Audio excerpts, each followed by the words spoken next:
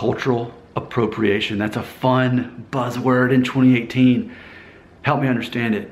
You know, let's start with Bruno Mars. Bruno Mars is not African American, but he's being accused of stealing music from black people, when in reality he's what, a Puerto Rican, Jewish, Filipino American. But he can't play music that sounds like music that black people created and do, because then he's stealing culture from black people.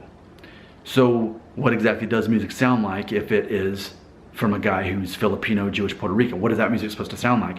Also making headlines this week is a girl in Utah who's white who wore an Asian style dress, which is funny because in high school, my sister did that for her prom.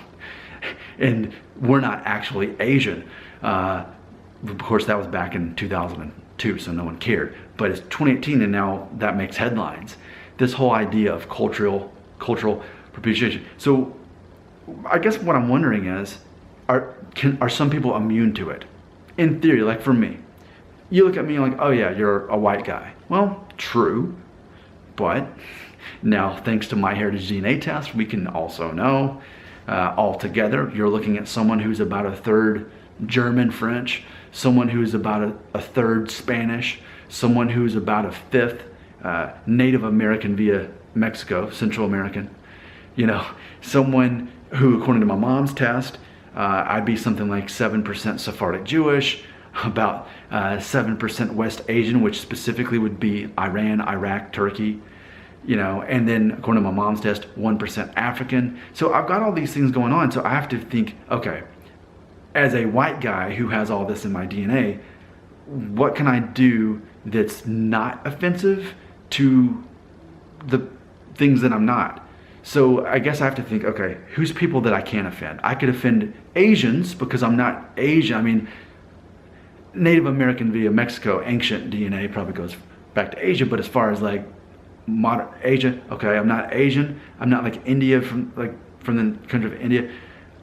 I can think of certain ethnic backgrounds that I'm not part of. So if I do anything that goes back to those cultures, then I guess I'm insulting them. But does that also imply, because I have Jewish DNA, that even though I'm not religiously Jewish, could I do anything seemingly Jewish? I don't know. What about from Iran or Iraq? I've got blood in me from those places through my mom's side.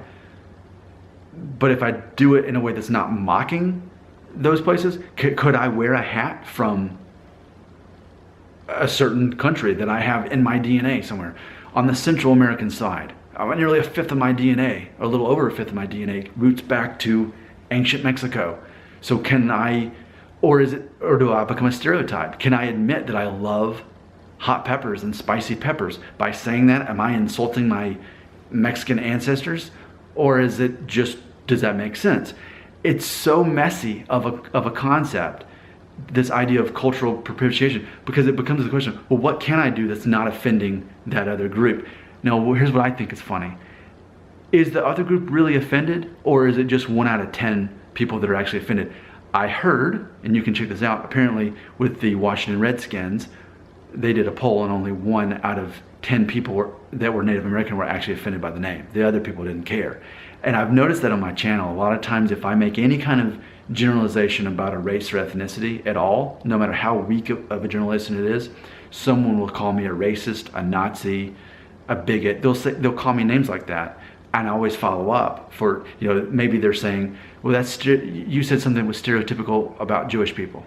And they say, you're racist. And then I say, are you Jewish? No.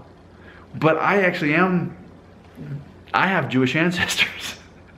But even if I didn't know, that person's not Jewish. And it's just funny because I think that's one of the biggest problems with this concept of cultural appropriation is that people who aren't of those minorities are the ones making the biggest deal about it a lot of times. And the people who are actually part of that minority don't care.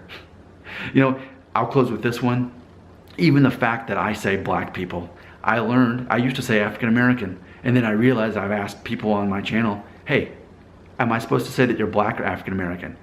And every person I've asked that was African American says black is fine. It was no big deal to them, but it was something that white people get all caught up in. So I think it's interesting. For me, the main irony, the main takeaway about cultural appropriation is typically the people who get all worried and offended are not actually from that minority. They're wanting to be social justice warriors for that group, even if they're not part of it. So remember, all day long I'm called a racist in the comment section, but usually whatever I said, whatever generalization it is, they're not that themselves, even if I am. Okay, thoughts on cultural appropriation comes to a question of what can I do that's not offending another ethnic group somewhere, and then ultimately, but if I do it and I actually am of that origin, then does that make it okay? Or am I abusing my own part of my DNA because I'm so split up?